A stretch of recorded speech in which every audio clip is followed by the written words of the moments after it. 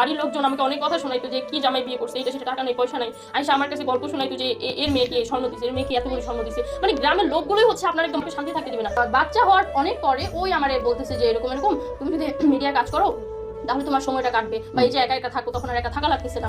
তখন আমাদের অনেক অভাবে সংসার ছিল, কাজ না করে উপায় ছিল না। ধরতে গেলে একটা ছোট একটা বাসা ছিল, ওটার ভাড়া ছিল 4000 টাকা। এরকম একটা বাসায় ছিলাম, সবার সাথে রান্না করতে হইতো, সবার সাথে টয়লেট করতে হইতো। মানে আব্বু যখন আসে তখন আব্বু বলতেছে যে আমি এখানে বসবো না, তো কি জায়গায় বিয়ে করছে, আমি তো ভালো একটা জায়গায় বিয়ে দিতে চাইছি। মানে তখন এত ইগনোর করা হয়েছে যেটা বলার বাইরে।